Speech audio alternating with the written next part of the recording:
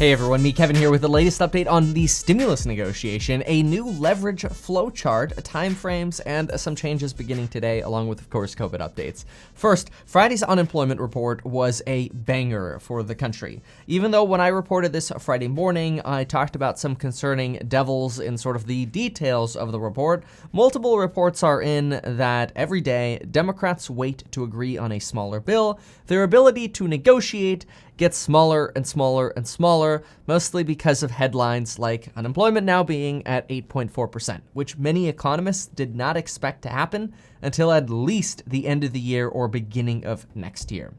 That is, back in July, when COVID cases were spiking, reporters believe that Democrats probably had their best amount of leverage in July to get the biggest package possible. However, with COVID on the decline, COVID search trends on the decline, and unemployment on the decline, despite the fact that in August we didn't have any unemployment support, that is no unemployment boost support, we had the regular state pay, but we didn't have the Fed boost, we lost that for August, and we still had pretty overall positive data, Democrats are potentially losing their leverage. Now, I'm going to pull up a flowchart to make sense of this. We'll make that really easy. It's a pretty cool one. I added a little bit more color to it this time as well. By the way, while I pull this up, I just do want to mention that you could use the special Labor Day coupon code for, well, today it's Labor Day, for the YouTube Make Money From Home course, the real estate course, the stocks and money course, and the other ones linked down below. But for now, let's go over to the flowchart. So I broke the flowchart into Republican leverage and Democrat leverage. Here's the thing. Republicans are up top here in red. The 8.4% unemployment, great for Republicans. COVID on decline, great for Republicans in getting a smaller bill done. Remember, Democrats wanted food aid, and Donald Trump came in and made food aid happen through the rest of the year. So if you're 18 or younger, or you have an 18 or younger child, go to the description down below. All the way at the bottom, you'll see a phone number, a map link, and a text message, a phone number where you can make sure you take advantage of the free food that's available for the rest of the year. Evictions banned through the rest of the year. Again, something Democrats wanted. Republicans made it happen. These were through Donald Trump's executive orders and the CDC's memoranda. The student loan deferrals, those were done for the rest of the year. Liability protections, we're expecting this to happen almost without a doubt in the next bill. The $1,200 stimulus checks, we're expecting both sides to make this happen, ideally, of course, within this next month. Where there are some differences remaining right now are on the amount of money for schools. We originally had an agreement of $105 billion. However, Democrats are now seeking more money, which is putting us a little bit further apart between Democrats and Republicans. We've got the $300 to $400 in unemployment per week, which Republicans are calling for. Remember, unemployment through the new FEMA boost is running out this week as well. The $105 billion that Republicans are offering for state and local governments is obviously being met with resistance from Democrats. Democrats, on the other hand, want $950 billion in state and local government funding, and Nancy's willing to wait until January. They want $600 in an unemployment boost and now $200 billion in schools. That's more than we had before. However, let's look at the leverage aspect of this. Of the things that both sides agree on, we already see that Donald Trump and Republicans are pushing through a lot of things. They got the check mark on food aid, eviction, student loan forbearance, and we're expecting liability protections and good news on stimulus checks very soon. Democrats are trying to push through the extra money for state and local governments, the money, the $600 boost and the $200 bill. However, the data isn't on their side. The fact that unemployment and the economy are doing well, or I shouldn't say well, but they're doing better, despite the fact that we didn't have an unemployment boost in August, is not good for their negotiation stance. And the fact that COVID data is declining, partially because, I mean, maybe, who knows, but Trump did make a U-turn on masking and has started saying, as of about the last 6 to 8 weeks now, that you should wear masks.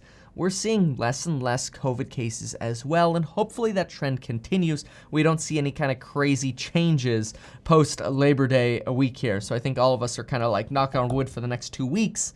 And again, if things are good over the next 2 weeks, it's going to be another factor as to where Democrats do not have more leverage. So the reality is, every day that goes by, Democrats lose the ability to get more stimulus. And at the same time, Donald Trump is knocking out things that Democrats want. Remember, I mentioned it on the flowchart. Democrats were the ones who wanted food aid. Democrats were the ones who wanted eviction protections. They were talking about that for 2 to 3 months. And when Donald Trump just enacted some of these things on his own, he kind of just pulled the rug out from under Democrats, and they have less footing to stand on, so to speak. Now, this isn't taking sides, it's just pointing out reality. And I think all of you know, if you've been watching my channel for a few months, in July, Democrats really looked like they had a good argument to just stay firm and sort of draw a line in the sand and say, no, we need a big package or it's nothing. Now, it's not looking so good for Democrats to be doing that anymore. And this is why reporters are now saying, Dems, take it. Take the deal. Take 1.3 trillion. You know what? Come down to 1.8 and see if you can meet in the middle between the middle, right? Go to the middle between 1.3 and 2.2, whatever, 1.7, 1.8, whatever. But holding firm at this point isn't going to work because the longer everyone waits, the more Republicans are going to point to the data and say that things are getting better despite the fact that Democrats aren't acting. Now, some people say, and understandably so, that the data is rigged, but at this point, I think most of us can agree a deal would be better than no deal at this point. After all, state and local governments do still have the ability to borrow from the Federal Reserve. But most state and local governments aren't borrowing from the Federal Reserve because they're waiting for a potential stimulus package to bail them out. So it's kind of like there's another option for them, but they're waiting to see if, holding firm on this larger stimulus package is actually going to end up working. But it's looking less and less likely every day that goes by that we'll see a larger bill. Instead, it seems like we're more likely to see this kind of compromise bill. So overall, this isn't shaping up well for Democrats holding firm. I mean, take a look at this, for example. Nancy Pelosi this morning on Labor Day released a press statement saying, quote, Republicans in the Trump administration continue to ignore the scale of the crisis and refuse to lift a finger to help working families. The problem is, that's not a very powerful statement when you have Trump signing executive orders on food aid, evictions, unemployment, the payroll tax, which we'll talk about in a moment, and you have Democrats saying they're ready to do a deal. It kind of starts looking like finger pointing where you point one finger, 3 fingers point back at yourself. It's just not a good look. Basically, the tables in the negotiation have turned in favor of Republicans. On unemployment. States like Idaho are already reporting that the new unemployment boost has been exhausted. California is expected to release its first payment today and then follow up soon with retroactive payments. Texas, Arizona, and Missouri have already released 5 weeks worth of pay, and that may end up being the maximum available. On the payroll tax cut begins today. Many reporters suggest it's very important that every employer take the payroll tax cut of 6.2% for all employees making less than $104,000. And then either give the money to the employees or put the money into a trust account or an escrow account until the actual payroll tax deferral is completely forgiven. That way, if the money is forgiven, the money can be released to the employees. If not, then the money goes back to the IRS automatically. However, and this is the danger, if we do nothing or if employers do nothing, then everybody loses the potential benefit for employees if the payroll tax cut ends up getting forgiven.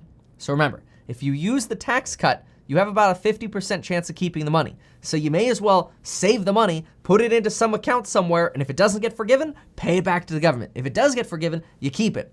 But the problem is, if you don't keep the money, you definitely don't get it. So keep that in mind and tell your boss, make sure you withdraw the payroll money so that I can get a future payroll stimulus check in the future if they end up forgiving it. Again, use it or lose it. Furthermore, expect to see a continuing resolution this week to basically kick the can down the road of another government shutdown through December. Maybe instead of having a government shutdown for Halloween, we'll have one for New Year's Eve. Furthermore, the Senate plans to introduce the skinny bill this week on stimulus. The Senate goes back to work tomorrow. Meanwhile, Democrats get back to work next week. On COVID, search trends on Google show that we're down to lows that we saw around the middle of June for searches related to COVID and the coronavirus. We are now way lower than the peaks we saw in search trends in mid-July, and we're crossing our fingers that these trends remain low for the next couple weeks as Labor Day passes behind us. India is now second to the United States in COVID cases, passing Brazil. New York City has fallen below a 1% infection rate for a continued 30-day period. This is very good. And California is in a state of emergency due to fires again, especially after someone held a gender reveal party with pyrotechnics that are now being blamed for starting one of the fires. Yes, when your state is bone dry, it's probably not a good idea to play with fire. This is your update for today. Check out the program's link down below and the Labor Day coupon, and folks, we'll see you later.